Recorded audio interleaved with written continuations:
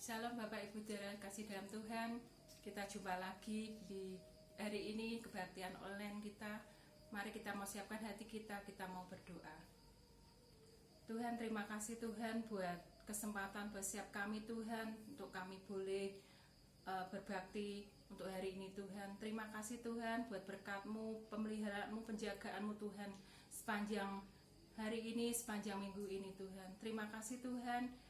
Kami serahkan Tuhan kebaktian ini dari awal, pertengahan hingga akhirnya Tuhan.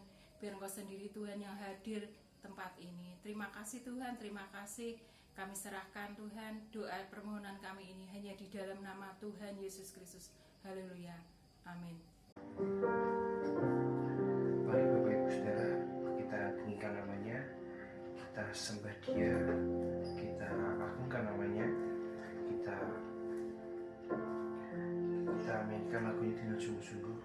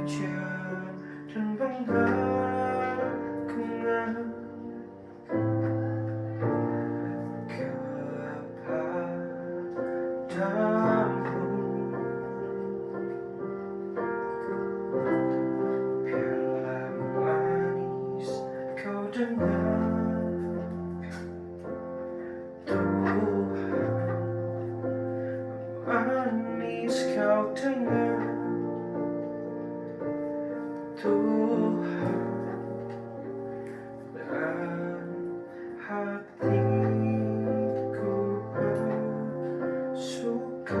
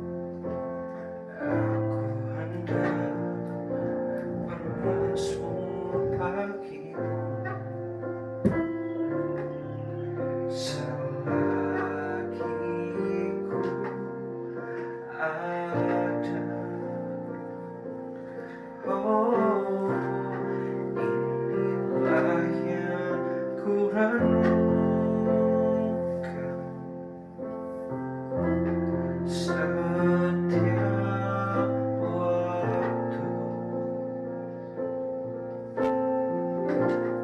Nyanyian pujian dan pengagungan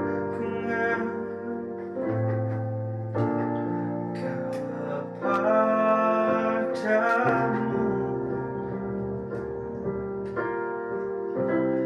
biarlah manis kau dengar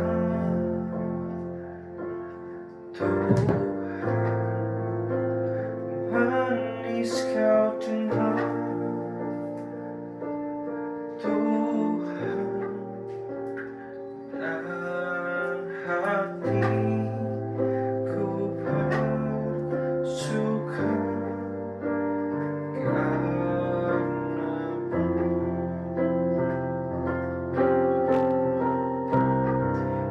Inilah yang ku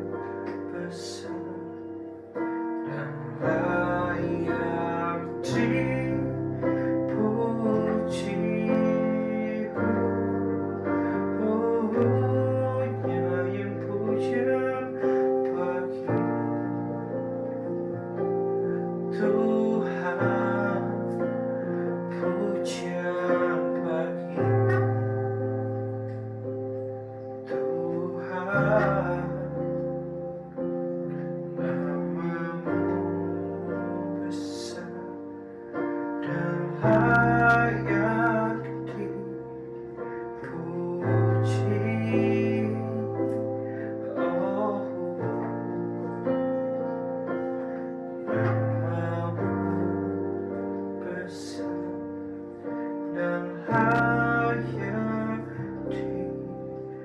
puji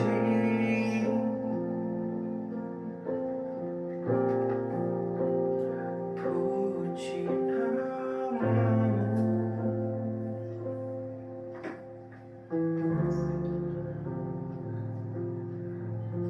Kau yang layak kami tinggikan di atas segala perbuatan kami. Engkau yang punya dunia, Kau yang memiliki segala raja, Kau yang duduk, Kau yang memerintah di atas kami semua. Kau yang pantas, Kau yang pantas untuk kami sembah, untuk kami tinggikan,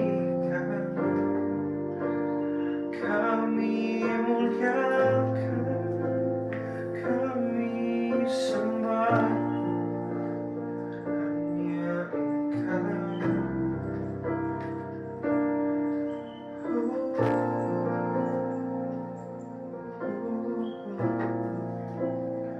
Mulia namamu, Tuhan.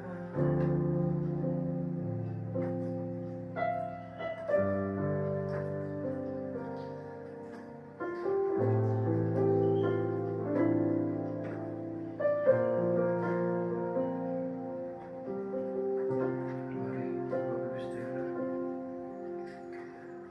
kita tetap percaya bahwa Tuhan itu nyata buat kita, bahwa setiap pertolongannya tidak ada yang terlambat. Setiap apa yang kita rencanakan sudah Tuhan beri jalan semuanya. Kau di hatiku, Kau di pikiranku dan bawaku mendekat di mana Kau tinggal. Kau di hatiku, Kau di pikiranku dan bawaku mendekat di mana Kau tinggal. Ku perlu Kau, Tuhan, menjamah hatiku. Ku perlu Kau, Tuhan, di hidupku.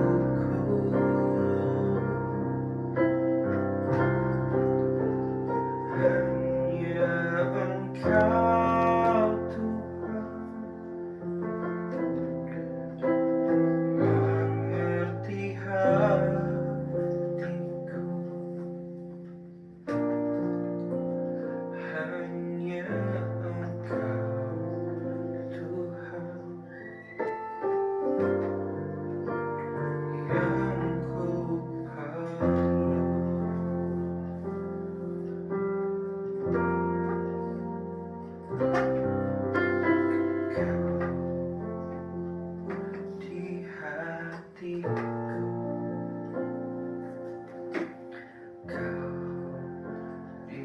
pikiranku dan bawaku mendekat di mana kau tinggal. Ku perlu kau Tuhan, menjamah hatiku.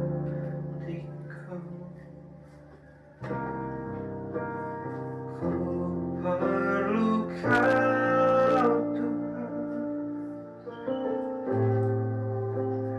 di hidupku.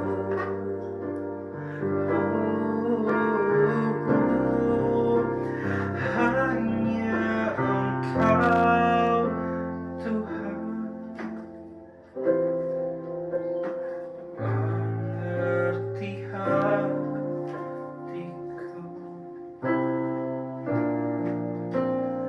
Hanya Engkau Tuhan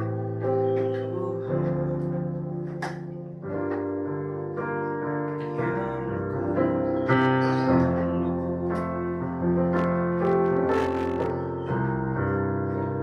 Ku perlu kau Tuhan, menjamah hatiku. Ku perlu kau Tuhan di hidupku.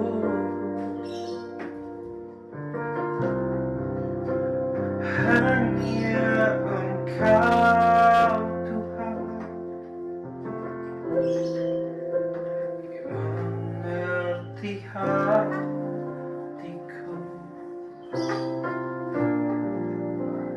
Hanya Engkau Tuhan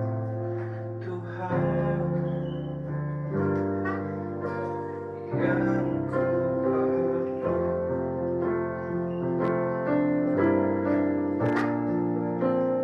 Hanya Engkau Tuhan yang ku perlu. Kau perlu Tuhan, semua karena kasih-Nya, semua karena Dia kita diberi kesempatan untuk hidup lagi, untuk belajar terus mengerti apa yang Dia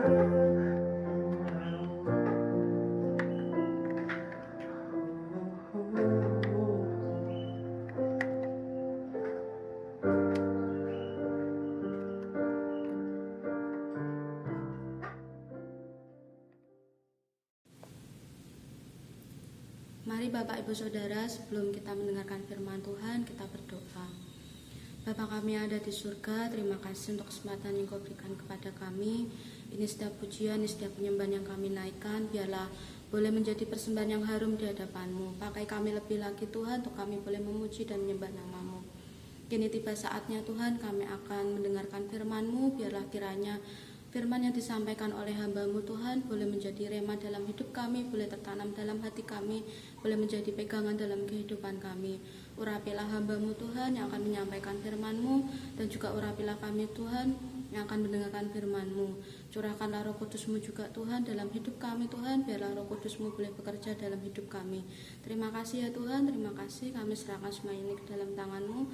Hanya di dalam nama Tuhan Yesus Kristus kami sudah berdoa dan mengucap syukur. Haleluya, amin. Ya, shalom Bapak Ibu Saudara yang dikasih Tuhan. Semoga damai sejahtera Tuhan kita Yesus Kristus boleh turun kepada Anda dimanapun Anda berada pada saat ini. Bapak Ibu Saudara, tidak berasa kita telah hampir 1 tahun berada di dalam kondisi pandemi, ya. Dan kita telah memasuki masa menjelang Paskah. Ya, beberapa hari yang lalu, hari Rabu, itu adalah hari Rabu Abu, di mana gereja-gereja Tuhan memperingati hari itu untuk menjadi tanda awal berpuasa sebelum Paskah. Nah, hari ini Bapak Ibu Saudara, saya akan menyampaikan firman Tuhan dengan judul Orang Kristen Tidak Puasa. Siapa yang bilang? Ya. Nah, saudaraku, ada ya saudara-saudara kita, anak-anak Tuhan yang mengira bahwa menjadi Kristen itu adalah paling enak, ya. Agama Kristen itu paling enak. Kenapa? Karena orang Kristen itu doanya bisa sewaktu-waktu dan tidak harus terikat pada jam-jam tertentu. Ya, memang benar, saudara, kita memang bisa berdoa kepada Tuhan kapan saja dan di mana saja. Tetapi kalau kita tidak mempunyai pengertian yang mendalam, saudara, akibatnya apa? Banyak anak-anak Tuhan yang kemudian justru karena mengatakan doa tidak harus terikat, ya, mereka justru malah tidak pernah berdoa, ya, jarang sekali berdoa. Nah, saudara, mereka ini tidak paham bahwa sebenarnya ketika kita dipanggil Tuhan untuk percaya, kita sebenarnya dipanggil Tuhan untuk bersekutu dengannya, ya. Dan artinya apa, saudara? Artinya setiap hari kita itu mesti mempunyai hubungan dengan Tuhan, ya. Kita mesti selalu menjaga hubungan kita dengan Tuhan. Lewat apa? Lewat berdoa. Bahkan Bapak Ibu Saudara, semestinya setiap langkah dan gerak kita itu mestinya kita konsultasikan dengan Tuhan, ya. Lewat apa? Lewat doa. Walaupun memang kita tidak mengambil sikap tertentu, ya, misalnya harus duduk atau harus bersujud, harus memejamkan mata atau melipat tangan, ya. Kita bisa berdoa setiap saat untuk meminta kepada Tuhan tuntunan apa yang harus kita lakukan, apa yang harus kita katakan. Nah, saudara, seandainya ya kita ini punya kesadaran bahwa Tuhan sedang ada bersama dengan kita, karena tadi baru saja kita mengkonsultasikan apa yang akan kita lakukan.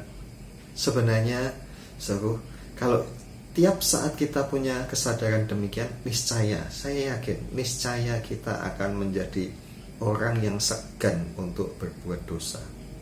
Semisal ya, saudara, kita jengkel dengan orang, ya, mungkin di dalam hati atau di dalam benak pikiran kita muncul ingin untuk memaki, tetapi karena kita sadar Tuhan ada bersama dengan kita, maka kita kemudian sungkan, ya, kita tidak mau melakukan hal itu. Nah, Bapak Ibu Saudara, saya berharap dan berdoa semoga Anda semua mempunyai hidup yang demikian, yang selalu mempunyai hubungan dekat dengan Tuhan. Nah, Bapak Ibu Saudara, selain hal berdoa, ada juga saudara-saudara kita, anak-anak Tuhan yang mengira bahwa di dalam kekristenan itu tidak ada perintah untuk berpuasa, ya, sehingga mereka berkata paling enak jadi orang Kristen, ya, paling gampang, simple, nggak ribet, tidak harus, ya, terikat, harus berdoa jam-jam tertentu, tidak harus berpuasa. Sebaliknya, Bapak Ibu Saudara, sebenarnya menjadi Kristen itu sangat susah, ya. Kalau kita mau jujur, menjadi Kristen itu susah. Kenapa? Karena arti menjadi Kristen adalah meniru apa yang ada pada Kristus, ya. Nah, saudara, pernahkah Anda membaca bahwa Tuhan Yesus itu berpuasa 40 hari 40 malam? Saya yakin pernah, ya. Dan Anda bisa membaca itu di dalam Matius pasal 4 dan juga di dalam Lukas pasal yang keempat, ya. Mungkin Anda juga ingat, ya, bahwa Tuhan juga pernah bicara tentang menjalankan kewajiban agama itu, ya, tidak boleh kita lakukan dengan tujuan untuk dilihat orang, ya. Nah, masih ingat apa itu kewajiban agama? Coba Anda buka ya di dalam Matius pasal 6. Kewajiban agama itu ya yang di Matius pasal 6 itu disebut yang pertama apa? Sedekah. Yang kedua tentang berdoa. Dan yang ketiga tentang berpuasa. Jadi berpuasa sebenarnya juga wajib buat kita, ya. Nah, mungkin Anda berkata, "Oke, Pak, saya percaya deh. Orang Kristen juga mesti puasa." Lalu tujuannya apa, Pak? Caranya bagaimana? Nah, kalau Anda bertanya begitu, mari kita belajar bersama-sama ya. Mari kita bedah Alkitab kita ini mengenai soal puasa. Nah, Bapak Ibu Saudara, yang pertama kita akan belajar tentang latar belakang sejarah. Bapak Ibu Saudara yang dikasihi Tuhan, kita mesti mengetahui bahwa kekristenan kita ini latar belakangnya adalah agama Taurat. Agama Taurat adalah agama yang sampai saat ini dijalankan atau dianut oleh mayoritas orang Yahudi. Dan orang Yahudi menyebut agama Taurat ini dengan Yudaisme. Nah, Bapak Ibu Saudara, juru selamat kita, Tuhan Yesus Kristus, sebenarnya adalah juru selamat atau Mesias yang dijanjikan Allah di dalam kitab Taurat Musa dan juga di dalam kitab-kitab para nabi. Ya. Kita tahu, Bapak Ibu Saudara, Tuhan kita Yesus Kristus sebenarnya adalah Allah sendiri yang menjelma menjadi manusia. Untuk apa? Untuk menyelamatkan kita. Ya, Dia menjelma menjadi manusia untuk menyelamatkan manusia. Dia lahir sebagai apa? Dia lahir sebagai orang Yahudi. Dia hidup sebagai orang Yahudi. Dan bahkan dari sejak kecil, dari sejak bayi, hidupnya telah didedikasikan untuk menjalankan Taurat Musa. Apa itu? Ya, kita pernah membahas ini ya, bahwa ketika bayi Yesus berumur 8 hari, bayi itu disunat. 8 hari loh saudaraku ya. Umur 8 hari disunat. Kita pernah membicarakan ini pada waktu pergantian tahun ya. So, hari Tuhan Yesus disunat itu kalau di kalender kita jatuhnya tepat pada tanggal 1 Januari ya. Nah, bagi Bapak Ibu Saudara yang pada akhir tahun yang lalu tidak mengikuti atau tidak mendengarkan apa yang saya sampaikan, Anda bisa melihat videonya di channel kita ini dengan judul Welcoming the New Year, Welcoming the New Life. Nah, apakah di dalam agama Taurat itu ada perintah untuk berpuasa? Ya, ada ya. Perintah puasa itu memang pertama-tama dituliskan di dalam hukum Taurat ya. Mari kita membaca sekarang. Kali ini kita membaca Imamat pasal 23 ayat 27 sampai 32. Kita baca bersama ya, 2-3. Akan tetapi tanggal 10 bulan yang ke-7 itu ada hari pendamaian. Kamu harus mengadakan pertemuan kudus dan harus merendahkan diri dengan berpuasa dan mempersembahkan korban api-apian kepada Tuhan. Pada hari itu janganlah kamu melakukan suatu pekerjaan. Itulah hari pendamaian untuk mengadakan pendamaian bagimu di hadapan Tuhan Allahmu. Karena setiap orang yang pada hari itu tidak merendahkan diri dengan berpuasa haruslah dilenyapkan dari antara orang-orang sebangsanya. Setiap orang yang melakukan sesuatu pekerjaan pada hari itu, orang itu akan kubinasakan dari tengah-tengah bangsanya. Janganlah kamu melakukan sesuatu pekerjaan. Itulah suatu ketetapan untuk selama-lamanya bagimu turun-temurun di segala tempat kediamanmu. Itu harus menjadi suatu sabat, hari perhentian penuh bagimu, dan kamu harus merendahkan diri dengan berpuasa, mulai pada malam tanggal 9 bulan itu, dari matahari terbenam sampai matahari terbenam. Kamu harus merayakan sabatmu. Amin. Nah, Bapak Ibu Saudara, dari ayat-ayat yang kita baca tadi, kita menjadi mengerti bahwa sebenarnya berpuasa itu adalah perintah Tuhan yang wajib bagi orang Israel, yakni pada tanggal 10 bulan 7 kalender mereka ya. Dan oleh Tuhan hari itu disebut hari pendamaian, di mana hari itu orang Israel menerima pengampunan dosa dari Tuhan. Apa yang harus dilakukan? Hari itu semua orang Israel wajib berpuasa dan menghentikan segala aktivitas pekerjaan mereka. Untuk apa? Untuk menjadi bukti bahwa mereka mau merendahkan diri dan mengakui dosa-dosa mereka. Nah, puasa itu tadi kita membaca mesti dimulai sejak matahari terbenam pada tanggal 9. Ya. Kenapa, saudaraku? Karena orang Yahudi itu menghitung pergantian hari mereka dimulai pada waktu petang setelah matahari terbenam. Ya, dan mereka berpuasa dari matahari terbenam sampai pada matahari terbenam. Nah, orang yang tidak mau berpuasa dan tidak mau menghentikan pekerjaannya, mereka akan menjadi musuh bangsa Israel dan mereka juga akan menjadi musuh Tuhan. Mengapa, saudara? Karena orang itu akan menyebabkan bangsa Israel seluruhnya tidak menerima pengampunan dari Tuhan. Dan Tuhan menghendaki supaya orang Israel ini kompak bersama-sama, satu bangsa. Mereka merendahkan diri dan mengakui dosa mereka, meminta pengampunan daripada Tuhan.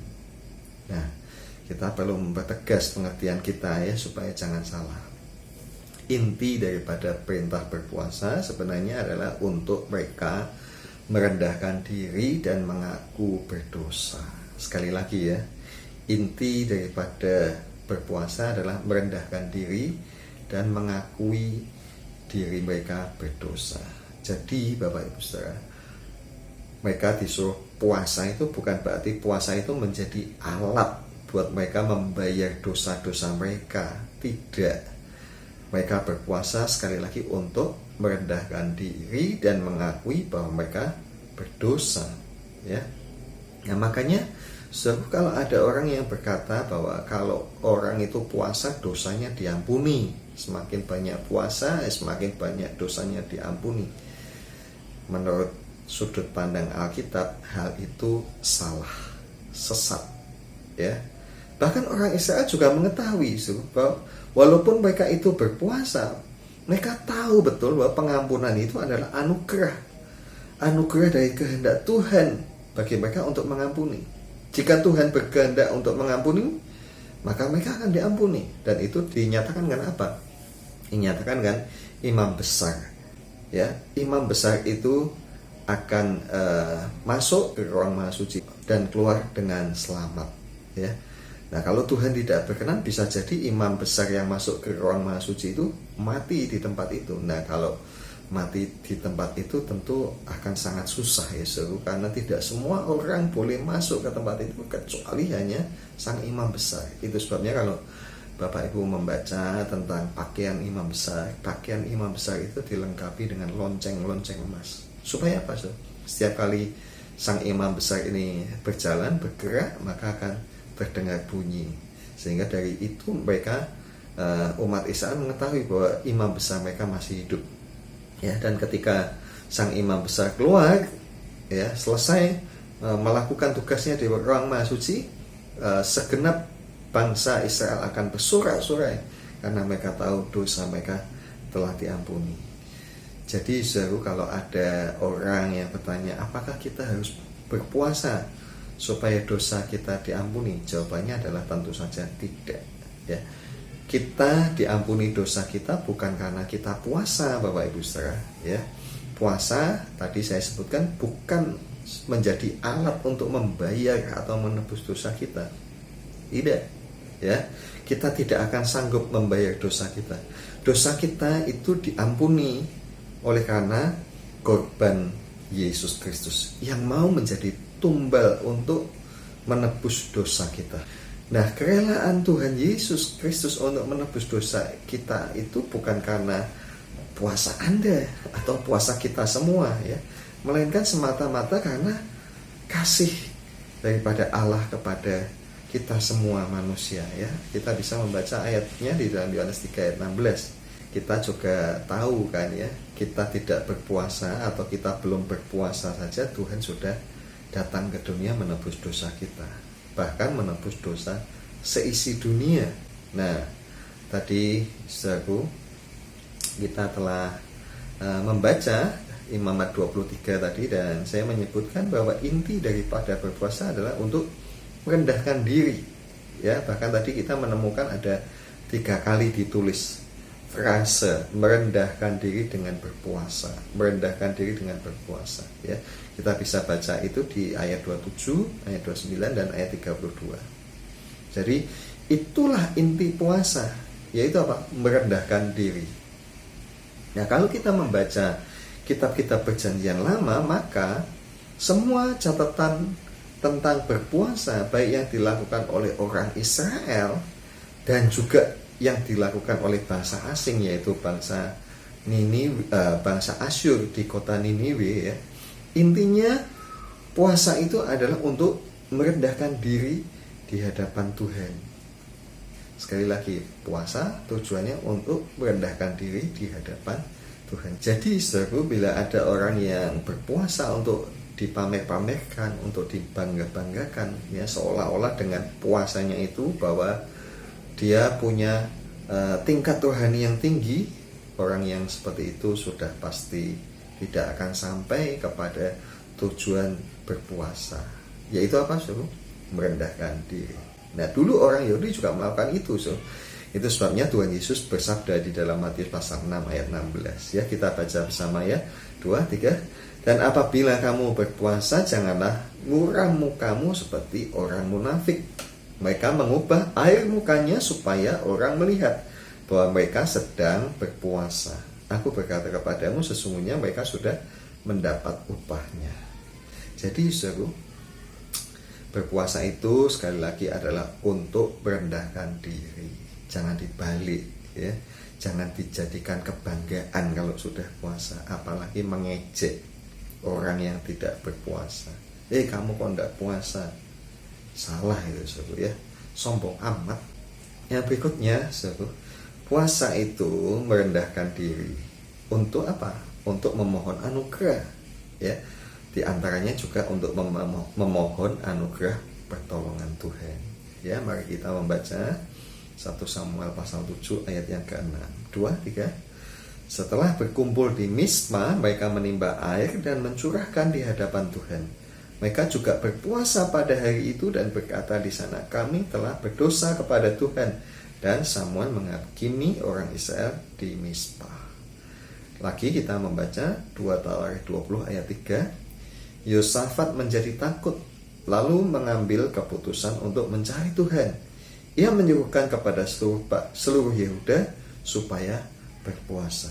Nah, suatu konteks daripada kitab 1 Samuel pasal 7 ayat 6 tadi adalah kekalahan yang dialami orang Israel dari orang Filistin. Ya, bahkan kekalahan mereka itu membuat tabut perjanjian itu dirampas oleh orang Filistin.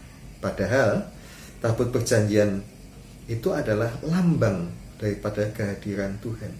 Ya, karena apa?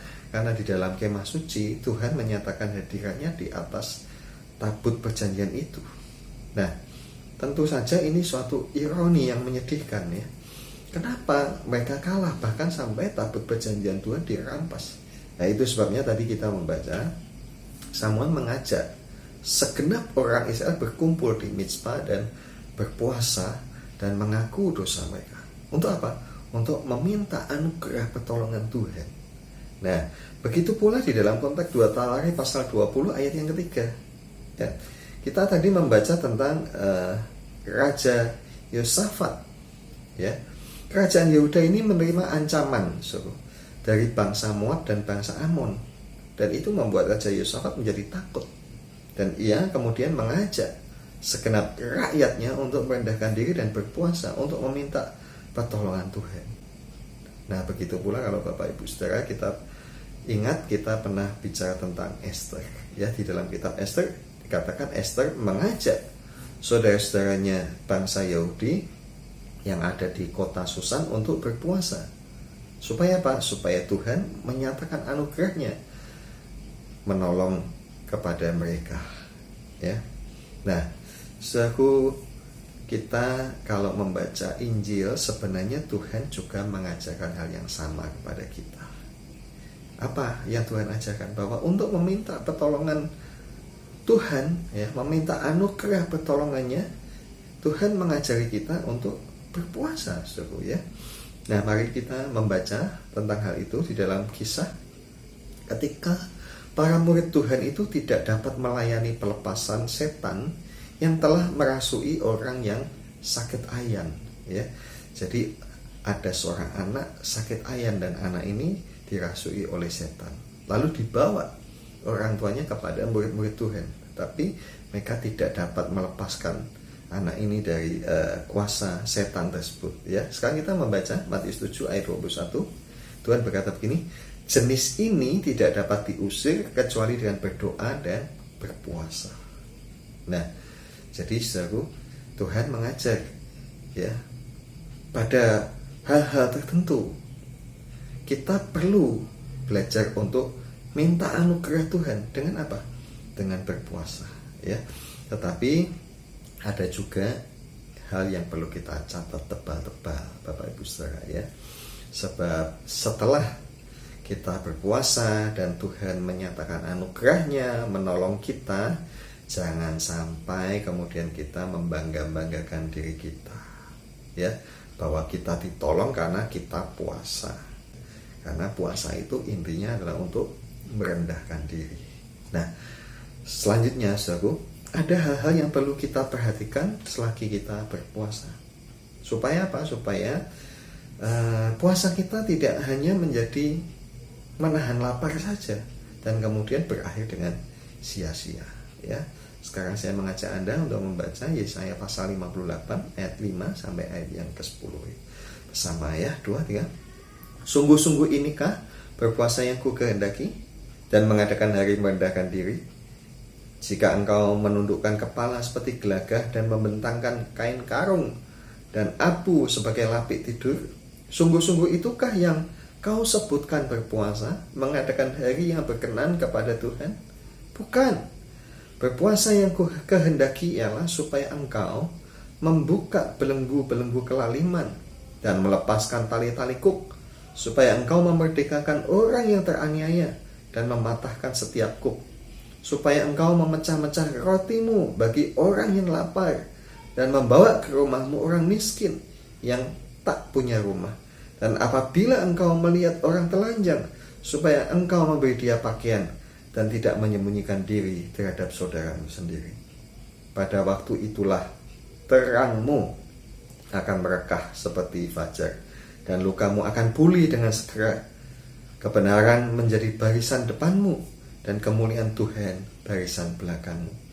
Pada waktu itulah engkau akan memanggil, dan Tuhan akan menjawab. Engkau akan berteriak minta tolong, dan ia berkata, ini aku. Apabila engkau tidak lagi mengenakan kuk kepada sesamamu, dan tidak lagi menunjuk-nunjuk orang dengan jari dan memfitnah. Apabila engkau menyerahkan kepada orang lapar apa yang kau inginkan sendiri, dan memuaskan hati orang yang tertindas, maka terangmu akan terbit dalam gelap, dan kegelapanmu akan seperti rembang tengah hari. Amin. Nah, saudara, berpuasa itu baik.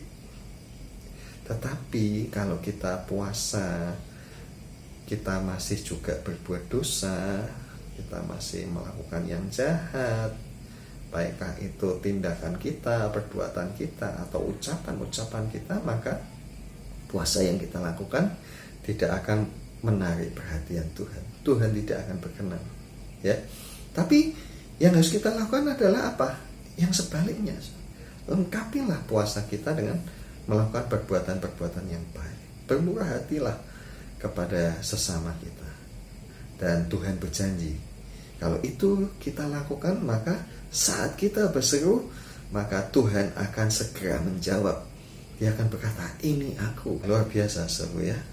Nah, saudaraku, pada masa menjelang Paskah ini, saya mengajak Bapak Ibu Saudara untuk kita belajar bersama-sama dengan gereja Tuhan di mana-mana, ya. Mereka melakukan puasa menjelang Paskah. Nah, untuk apa kita berpuasa? Sekali lagi, puasa bukan untuk membeli pengampunan dosa. Kita sudah diampuni oleh anugerah keselamatan yang Allah berikan, yaitu memberikan Tuhan Yesus sebagai tumbal pengampunan dosa kita. Nah, kalau dosa kita sudah diampuni, untuk apa kita puasa lagi? kita puasa untuk belajar merendahkan diri kita di hadapan Tuhan. Kenapa?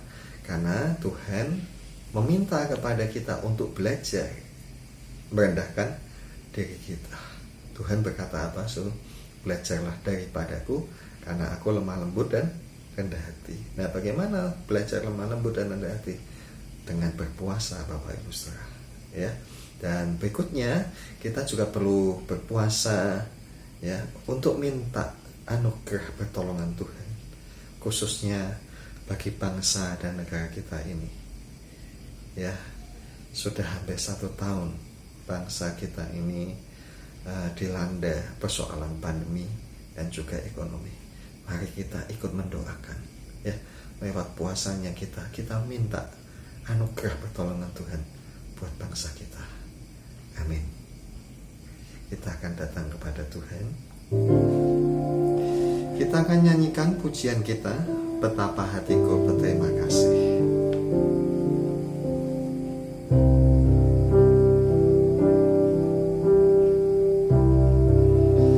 Betapa hatiku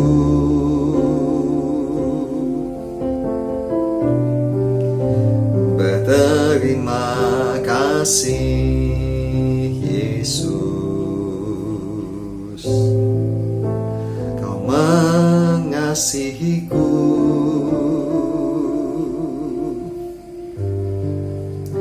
Kau memilikiku. Betapa hatiku, betapa hatiku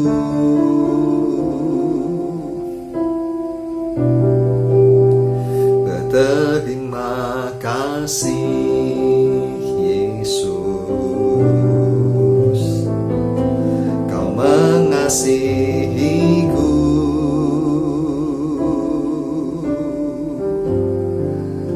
Kau memilikiku.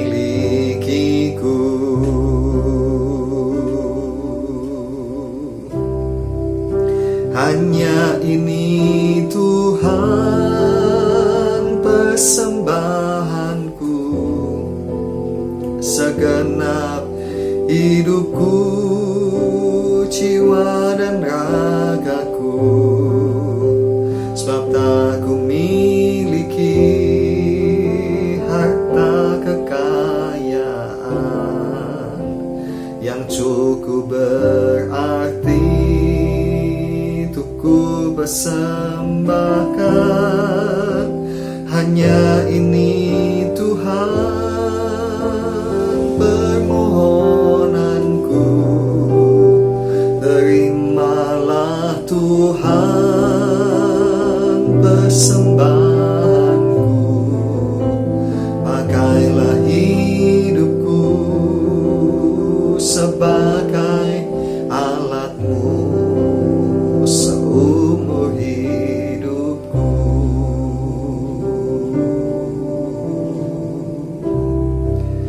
Hanya ini Tuhan persembahanku, segenap hidupku, jiwa dan ragaku, sebab tak ku miliki harta kekayaan yang cukup berarti untuk ku persembahkan. Hanya ini Tuhan permohonanku, terimalah Tuhan persembahanku, pakailah hidupku sebagai alatmu seumur hidupku.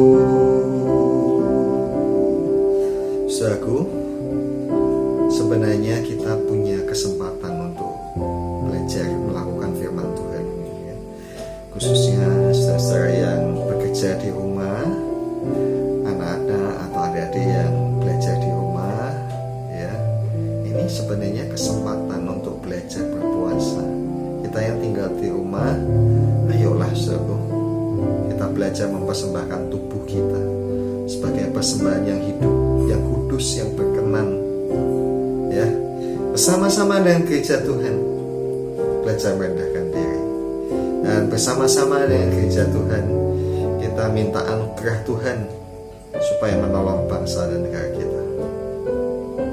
Kita nyanyikan kembali pujian ini dan kita persembahkan tubuh kita. Kita buat komitmen nanti Jumat yang akan datang kita akan belajar untuk berpuasa, ya. Hanya ini Tuhan persembahanku, segenap hidupku, jiwa dan ragaku, sebab tak ku miliki harta kekayaan yang cukup berarti untuk ku persembahkan. Hanya ini Tuhan permohonanku, terimalah Tuhan persembahanku, pakailah hidupku sebagai alatmu seumur hidupku.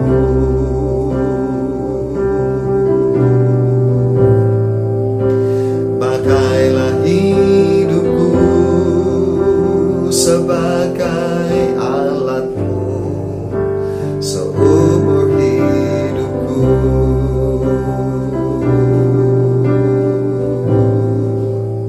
Pakailah hidupku sebagai alatmu seumur hidupku. Haleluya.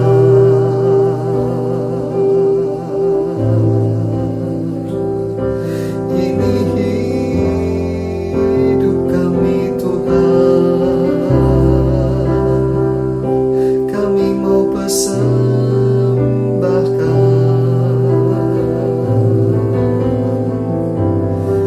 jadikan kami alatmu,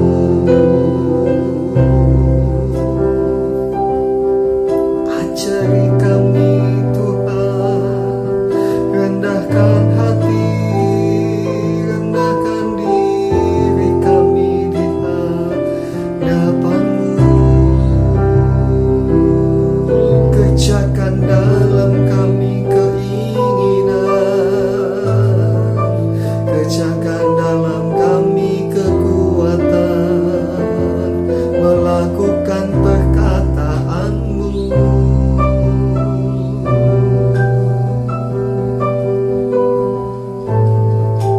Mari kita minta supaya Tuhan bekerja di dalam hidup kita, di dalam hati kita, membangkitkan keinginan kita, tekad kita untuk melakukan firman Tuhan yang kita dengar ini, untuk membangkitkan tekad dan keberanian kita belajar berpuasa. Kalau Tuhan membangkitkan niat di dalam kita, Tuhan juga pasti memberi kekuatan kita melakukannya, dan kita akan menjadi orang-orang yang disebut berbahagia, orang-orang yang diberkati oleh Tuhan. Kita datang pada Tuhan. Terima kasih Bapa buat firman-Mu, dan kami percaya Tuhan, Engkau juga akan menjadikan apa yang kami dengar ini menjadi darah daging di dalam kehidupan kami. Kami melakukannya, dan kami menjadi imam-imam yang dipakai Tuhan untuk mendoakan bangsa dan negara kami ini. Terima kasih Bapa. Dan sekarang Tuhan, kami menadahkan tangan di hadapan Engkau, dan ulurkanlah tangan-Mu atas kepala kami dan berkatilah kami.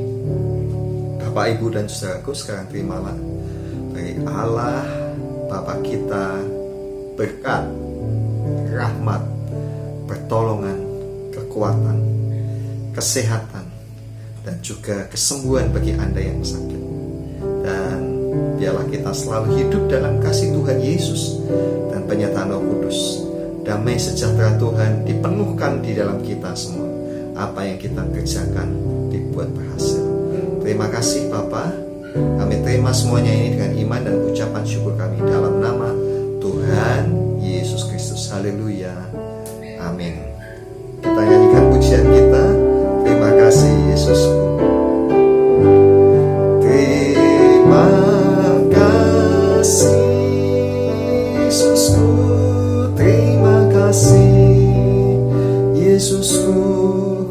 Puji syukur hanya bagi Tuhanku. Terima kasih Yesusku. Terima kasih Yesusku. Puji syukur hanya bagi Tuhanku. Puji syukur hanya bagi Tuhanku.